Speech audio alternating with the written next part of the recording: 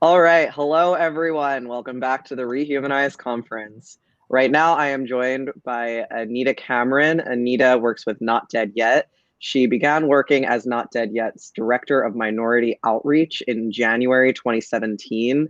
She has met with national and state policymakers and written persuasively about opposition and to a public policy of assisted suicide from the perspective of communities of color who experience disparities in access to healthcare. Since 1986, Anita has volunteered with ADAPT, a national grassroots disability rights organization. In 32 years of involvement, she has risen to a position of national leadership. She was invited to the White House on 2 occasions, has met with 3 sitting US presidents and 2 vice presidents, helped to organize a national march, and was published in a book by the late award-winning writer and historian Howard Zinn. She holds a degree in biology from University of Illinois at Chicago Circle and a degree in computer information systems from Community College in Denver. Thank you for joining us, Anita. I have been following your work for years, and so I am very grateful that you were willing to join us at the 2021 Rehumanize Conference. I'm going to let you get started. I'll let you know every about 15 minutes just to keep you on track for time, and I will come back on for Q&A. So everyone, please put your questions for Q&A in the Q&A tab, and I will share them with Anita. All right, you can get started. Thank you so much, and good evening, everyone. My name is Anita Cameron, and I am Director of Minority Outreach for Not Dead Yet. And Not Dead Yet is a Rochester, New York based national disability rights organization that is opposed to disability discrimination in medicine, medical rationing, euthanasia, and doctor-assisted suicide. So while I'm going to talk about the dangers of doctor-assisted suicide, I am going to start out with a bit about myself first. And just to, for a matter of transparency, I'm not feeling all that great, but I am one of those folks who we're going to get through this. And so we're going to get through this. So, don't be alarmed if I kind of gasp in pain or stuff. This is disability related. It's totally normal for me. So let's proceed. So I am from Chicago, Illinois, was born in 1965 in kind of a working class kind of uh, mid-level, middle class family from Chicago, Illinois. I grew up during the 70s and the Black is Beautiful, Black Power movement on Chicago's South Side. Um, I was always idealistic. I was born with multiple disabilities, and so I was mainstreamed in a regular class. Um, when I entered school, disabled kids had no rights to an education, but in 1975, what would become the Individuals with Disabilities Education Act passed, and my teachers were very excited to um, do things with me and get me accommodations that I needed to participate in regular class. And so I grew up in that realm. And about age 16, I got involved in social justice and social change movements. And at age 21, got involved in the disability rights movement. That would have been about 1986. I joined a group called ADAPT. And at the time, we were fighting for lifts on buses. We were one of those groups modeled after the style of Dr. King. And so we did uh, nonviolent civil disobedience to and including arrests. And so during those times in the 80s, we were fighting for lifts on buses and fighting for the passage of the Americans with Disabilities Act. And so after the passage of the Americans with Disabilities Act in 1990, we began to work on a program of attended services around the country. In about 1996, a new organization called Not Dead Yet was formed in the wake of the Jack Kevorkian trials. I'm sure many of you remember Jack Kevorkian, also known as Dr. Death, and how he had his machine set up. And a lot of his patients, it turned out, weren't terminal and weren't even disabled.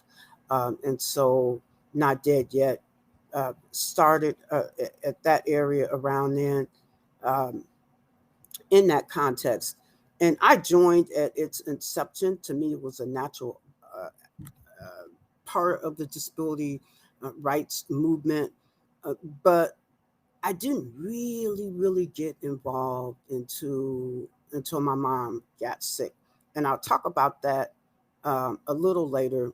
But I'll go into what the dangers are of doctor assisted suicide. Now, proponents of doctor assisted suicide will say that people with disabilities are not in any danger from their laws because it's for people who are terminal with 6 months or less to live. That's what most of them say at this point. Uh, we know that doctors make mistakes about terminal, and I'll tell you quickly the story of my mom. So in June of 2009, I got a call, uh, somewhat frantic, from my mom's doctor telling me that if I wanted to see my mom alive, that I would get myself to Washington State within 2 days. And so I called my mom. She was sick, and I got myself to Washington State. My mom did not die. In fact, she rallied, but she was still quite sick, and she did end up going into hospice. She was in hospice for 6 months, the longest I'd ever heard of anyone in hospice. But her doctor kept telling her that her body had was beginning the process of dying. And Washington State in June of 2009 had recently passed a law and enacted their assisted suicide law. And so at any point in time uh, during this, my mom, because she was deemed to be terminal, she went through her highs and lows. She was dealing with chronic obstructive pulmonary disease. She was born with that, and the doctors had told her that she was now at the end stages of it, and that her body had begun the process of dying. And so eventually, after 6 months, she graduated from hospice, but she still believed, because of her doctor, that her body was beginning the process of dying. And so she decided to move home to Colorado to die. That's what she wanted, to go home to die. And so from New York, I made the arrangements with a home health agency in Colorado. We found my mom a place. We got her hooked up with attendant services in the community. And she took the train home from Washington State to Colorado to die. Except that when she got home, 6 weeks later, she was in Washington, D.C., getting arrested with the DAP, fighting for disability rights. Uh, so obviously, she wasn't going anywhere. And she actually, over the years, um, became fairly active. She stayed in her apartment. My mom did pass away on February 1st of this year. We had my mom for almost 12 years. And the frightening thing about that situation in Washington State was at any time she could have asked for and received the medication to die. And, because I love my mom, and sometimes it was tiring, at any time I could have told my mom, you know, it's okay. You can let go. I know you're tired. You can let go. And because, I'm her daughter, and she, loves and trusted me. you know, she would have let go. But I'm made of sterner stuff, and so is my mom. And so we had her for almost 12 years. Another thing that assisted suicide proponents say is that concern is they want to die a good death. They don't want pain. A lot of them have had family members die what they, you know, say is a bad death, lots of pain and all, and they don't want to go through that. But there's a study that shows, it's a study from Oregon, and Oregon is the first state in the United States to uh, enacted assisted suicide laws. They're in their 23rd year of such laws. And so the Division of Health put forth a study that showed the top 5 reasons that people requested assisted suicide had not to do with pain, but had to do with issues such as a loss of autonomy, a loss of control of bodily functions, um, a loss of the ability to do things that they could do before, um, feelings of being a burden on their families, and feelings of being a financial burden.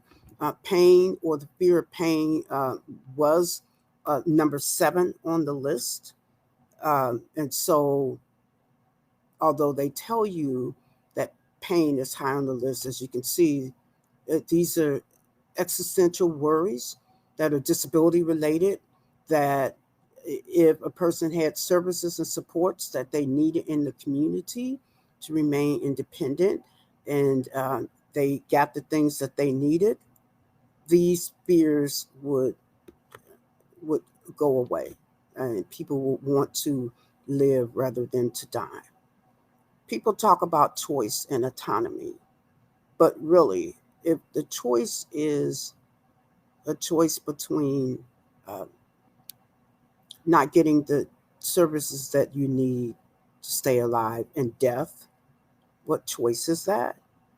And also, according to law, 2 doctors have to, your doctor has to sign off on another doctor. So really, it's not really you making the decision. It is a doctor. There is some entity making the decision, to decide if you are going to, get those drugs or not. Another thing, I spoke about terminal, uh, meaning 6 months or less to live, but hidden in these assisted suicide laws is an expanded definition of terminal, that you die not because of your illness, but that you die because you lose access to health care. If you have a condition such as diabetes and you're dependent on insulin, your diabetes, which is a chronic condition, becomes terminal if you lose access to your insulin. And in states with assisted suicide laws, if you lose access to health care, you can then ask for the assisted suicide drugs. This was borne out in a conversation between Fabian Sell of Sweden, who was questioning the Oregon Division of Health when Sweden was considering its assisted suicide laws. And the Oregon Division of Health responded that these laws are meant to be inclusive rather than exclusive. And so, if you lose access to meds, to your sort of health care, you can then, request and be granted assisted suicide. Just letting you know that you are at 6:30, so 15 minutes. Thank you. So that's that. Uh, are there any? I'm going to stop a second to see if there are any questions before I go further. Yeah, we have one from Mary Rose. She asked, do you think the depression and anxiety that may accompany nearing death and or chronic pain can adversely influence a decision to die? I would think so. And I would think also that's why it's very important that when someone, especially when someone is determined to be terminal, that they have access to mental health, that therapy, mental health, that you have, there's so many things that you can do besides die. I mean, there is, I've made the decision because I have a number of disabilities that involve pain that I'm going through now, that if it comes to that point, I'll have palliative care. You can have palliative care. Almost all pain can be controlled. I'll Mhm. have palliative care if it comes to it. I'll have palliative sedation. Want I want to live. I want effective treatment for and that includes depression, anxieties, all of that. That's why there needs to be access to mental health treatment, especially when someone gets, it's normal to be depressed when you get that kind of diagnosis that, that you may be terminal. That's why Mhm. it's definitely imperative that we have that access. Yeah, absolutely. I think that for me, when I look at it, especially in other countries like the Nordic countries where you don't even need a terminal illness to qualify, it really is a situation wherein, someone who is able-bodied, doesn't have a particular illness, will walk into a doctor's office, and if they say they want to kill themselves, they're going to get treated for that. They're going to get treated for the depression. And so it's just so obviously a double standard that is at play. And I think that Mary Rosa's question really, well, why is there that difference? And I think, as you've been able to attest to, it's ableism. Oh, definitely. And that I'll go further to say that it's it's very difficult often for people with disabilities to get access to mental health therapy, mental health treatment. Uh, Often it has to do with access, physical access, a lack of physical access, a lack of program access. If you have issues with communication, and there are many of us that do, uh, therapists, psychiatrists, like they don't know how to deal with that. There was a study recently that uh, like 82% of 714 doctors surveyed felt that people with disabilities have a lower quality of life. And a significant number of those were even uncomfortable dealing with people with disabilities. So when you have that ableism embedded in healthcare and embedded in, in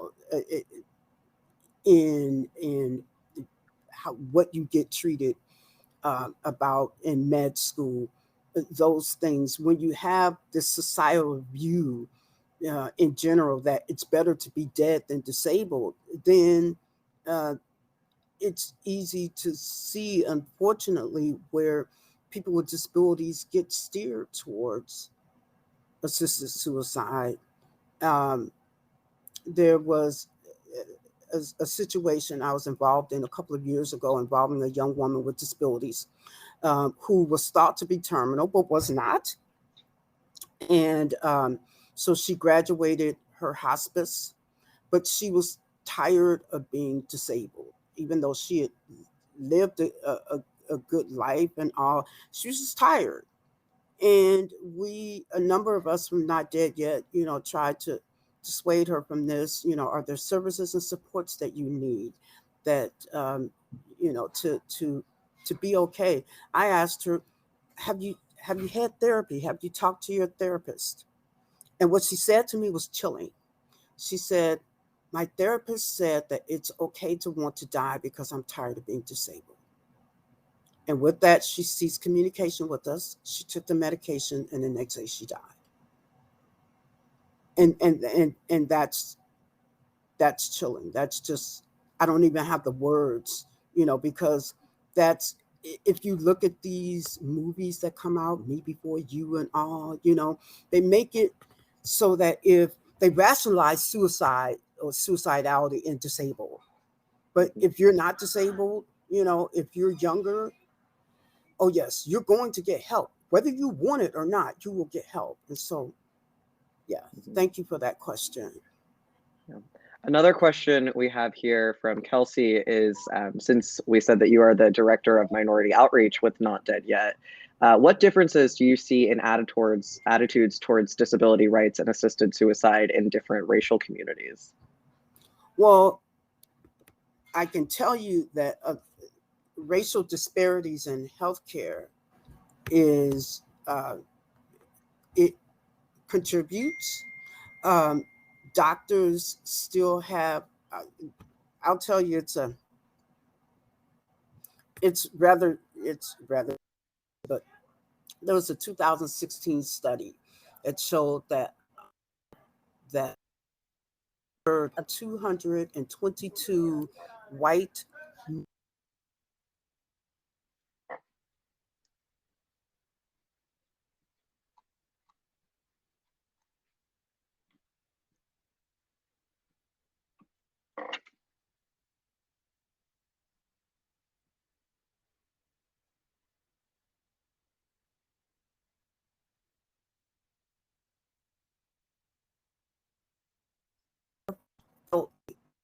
have people are still believing this. And so what happens is, I can tell you, probably out of my circle of Black and brown, BIPOC, Black, Indigenous people of color friends, I would say about 97% who go into the hospital with pain get treated like drug seekers.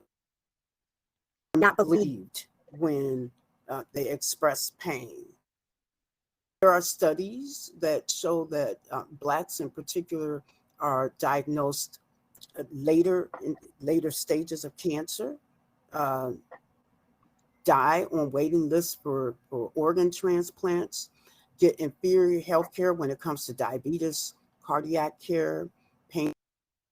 So racial disparities in healthcare contribute, because what ends up happening is that, once again, say you live in a state with assisted suicide and you lose access to medications, or you're not getting that treatment, that pain treatment that you need.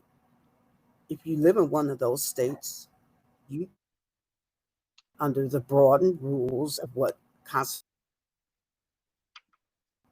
request and receive. There's a Pew study out 2013 that shows that Blacks and Latinos are 65% against, 65 to 32 against assisted suicide, and the Black community is 65 to 29% against assisted suicide. And this goes also for poor communities, class as well. So even poor whites are less likely to use assisted suicide. So assisted suicide, from our studies, seems to be it's a professional class white thing, and professional class, upper class. That's the thing, because groups like Compassionate Choices are making inroads into the Black and Latino communities, and they're appealing to people in the professional class. They have not, thankfully, made it down to the poor folks, and that's why those of us in the disability community, we're trying very hard to get more Blacks, more Latinx, more Indigenous folks involved in this. But there are challenges that relate to cultural. In other words, look, if you're disabled and you're wondering, is my attendant going to come and get me out of bed? Fighting against assisted suicide is not a priority. If you're wondering, am I going to get arrested for living while Black, or murdered, for breathing while Black, or Latinx, or Indigenous, then you're going to be less likely to. And so what we're trying to do there are those of us, my colleague John Kelly and some others were working, trying to reach out to the Black community in particular, but also, like I said, all communities of color to join, because this is, certainly, and I can speak as a Black Latina, this is just not our culture. um, this, not to say that suicide doesn't happen or that mental health, isn't a stigma or anything, like that. It's just that our communities are far less likely to utilize assisted suicide. Looking at the states that have it, there's some incremental. There was at least a couple of years ago. That's kind of stopping now. But even, if you look at like the District of Columbia, which is a majority Black area, there are no Blacks yet who have utilized assisted suicide. But as it gets more normalized and as it expands, to non-terminal people, and as groups like Compassionate Choices makes inroads into our communities, I can definitely see that. I can see that changing, unfortunately. It's So why I on work that, important. yeah, absolutely. And so on that topic, as we see advocates pushing for greater legalization of assisted suicide and euthanasia in the United States, what can we do about it? Teresa wants to know, what is the best way for us to counter these bills? I offer testimony. If there's a way, that you can testify against these, do so. Speak to your members, not only members of Congress, speak to your state representatives and talk to them. Speak to them, not only about when I speak to members of my legislature and members of Congress, because there's a House concurrent resolution is coming forward, that's a sense of Congress. But I'm here in New York, and New York is one of the places that they're trying to pass assisted suicide here. I always ask whomever I meet with, have you heard from the disability perspective? Because oftentimes we in the disability community, we're not thought of. But now we work with the Patients' Rights Action Fund and other groups that are, have different, across the spectrum beliefs. And they, are seeing how important it is to put the disability perspective front and center, because Compassionate Choices and other groups, they kind of push us off. They poo-poo us. This doesn't involve disabled, when in fact it does. When in fact, because of the attitudes towards people with disabilities, that does put us in danger, because of the attitudes of people towards seniors. Mm-hmm. That puts seniors in danger, sick people. You think of family members who may not have loved ones' best interests at heart. You think of unscrupulous heirs. You think of abuse. These laws, they say there's not been one case of abuse in all the 23 or 22 or how many long that we've had them, when the way the laws are written, they're immunity laws. So they're written so that you can't report abuse, because there's no witness present. There's no doctor present. There's, any number of situations set up to where there's no way. And in the very, they do fraud anyway, because they don't want to say the word suicide. They don't want the word suicide. What ends up happening is that on the death certificate, rather than the cause of death, which is an overdose, being listed, the cause of death is the underlying condition that the person had. Or, you know, I mean, come on. And then you look at states are trying to expand, and that's really frightening. That we don't have to we don't have to look at the Nordic countries or Canada that's added mental health, but they're going to do study period of 18 months. We don't even have to look at that. We look at what's going on in California, where now they want to expand it to include people with disabilities. To that expand this to say, oh well, now you don't have to take it yourself. Expand it so that people with disabilities can be euthanized. Because if you do it yourself, it's suicide. If you have to have someone else do it, that's euthanasia. And that's what they're trying to fight for in this court case coming up in California that we're trying to fight about and have means to look at going. So so definitely talk to your state legislators, talk to your members of Congress, talk to them about the disability perspective, talk about how because doctors tend to devalue the lives of people with disabilities, talk to them about how this isn't even about pain or fear of. This is about existential fear of disability related psychosocial issues. Mm-hmm. Yeah. And Something. I'm more than happy to give you my email address to contact me if you have more questions, or if you want to kind of join us to fight against this, because the work is so important. Yeah, absolutely. On that topic of sort of the disability perspective, I believe Sarah Turzo said in the chat earlier, when you were talking about the top listed reasons for why assisted suicide is sought after in Oregon, and them all being reasons of disability. What that says to her as a disabled woman about her quality of life when that is seen as justified reason for suicide.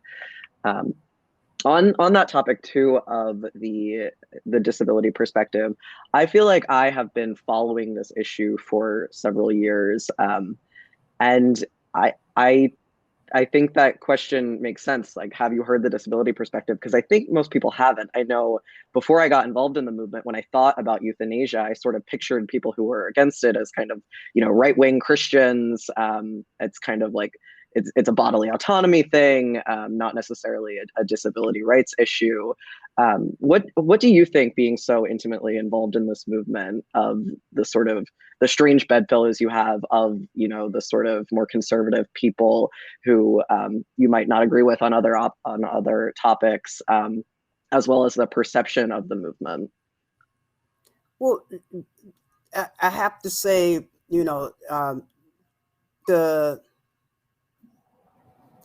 the folks, the groups that I work with, they understand the importance of the disability perspective. Mm-hmm. And so disability, folks with disabilities and all, we are front and center, and they're organizing people with disabilities, around the country, to help fight against this. And when we go, when we go to testify, if these things go to hearing and whatnot, we try to bring the disability members of the disability community, along with us. And so it's opened a lot of eyes. And I have to tell you that when I asked that question to a person, I've maybe run into maybe two people who told me that they've heard from disabled. Mostly it's no, we've not heard the disability perspective. What is it? And um, and so yeah, I mean, people often are shocked, if you will, to hear, but then that's unfortunately, people shouldn't be shocked at society and how they feel about us. We know that, we have gifts to offer, that, we're like everybody else, we just do things differently. We have our own culture, our own language, our own gifts, things of that nature. But um, we still have to fight against ableism. It's inherent, it's embedded in everything, and including these doctors, how they deal with us and how they deal with, with the matter of suicide. As we were saying earlier, if you're non-disabled, especially if you're young and you come in talking, suicidal ideation, you're going to get treatment whether or not. Whereas with us disabled, people try to rationalize, well, why wouldn't you want to? It must be horrible to be someone like you, or to live in your shoes. And no matter how significant or severe our disabilities are, we can live wonderful lives. A lot of times for us, the the real issue is ableism. It really is. And refusing to see us as fully human. Amy Murphy would like to know, how can disabled people like me get involved with Not Dead Yet to stop these assisted suicide laws and the spread of ableism? I will give you my email. Is that okay? Yeah. Anita Cameron 007 at gmail.com. So ANITACAMERON 007 at gmail.com. Not Dead Yet's website is www.notdeadyet.org. And I'll give you another website. It's the Disability Rights Education Defense Fund, DREDF, www.dredf.org. And they have a whole portal on assisted suicide, and the dangers of, and all. So definitely, go and do that. Feel free to email me and let me know what's going on in your state. And if there are people that with disabilities that I know that I can hook you up with, I'll be more than happy to do that. But we're definitely, we're definitely trying to get people with disabilities all over. But definitely check out Not Dead Yet. It's got a plethora of information. It's got a lot of my work, my blogs, and all, and Dretta. Yeah, definitely. And as I said, get in contact with me, and I can. I can, if you want to start something, if you want to do something, you want to know what's going on in your state and whatnot, I can let you know that. Wonderful. Yeah. Okay, we still have a couple minutes left. Also, thank you to everyone who started typing those links in the chat. I started doing it, but I am very temporarily disabled right now because I have a broken wrist, so I could not type it quickly enough. So thank you to Bethany and Amy for getting those links.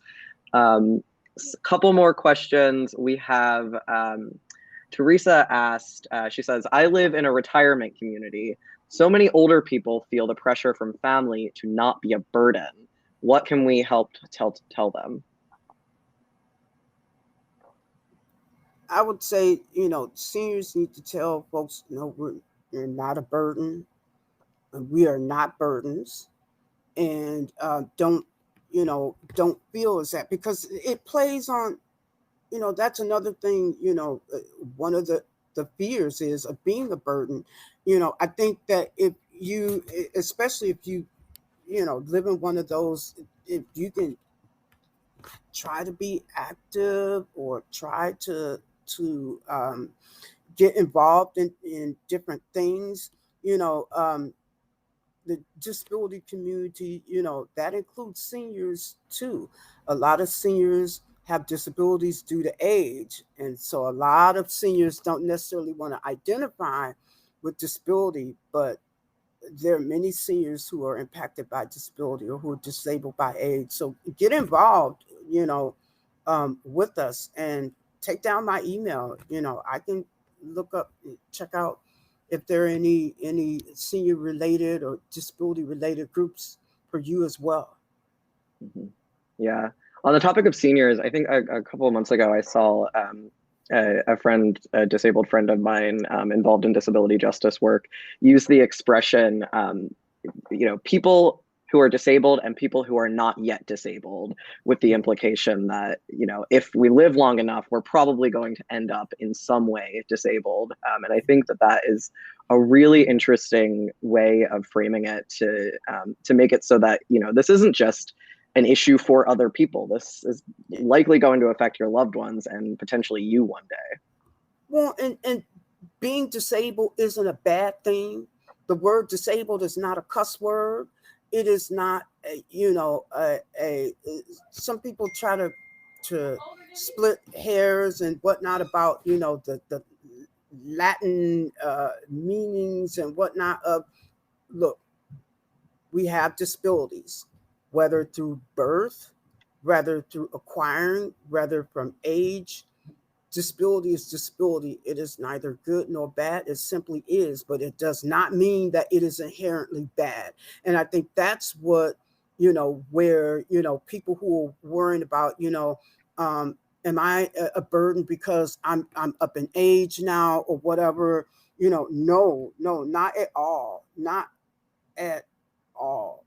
And I think if you can be as independent as long as you can, or do things like I said, be with friends, get out, do as much as you can. Even if you don't leave your house, I've got friends with disabilities who are literally bedborn, but they manage to be active. They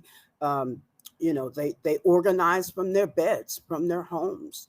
And so you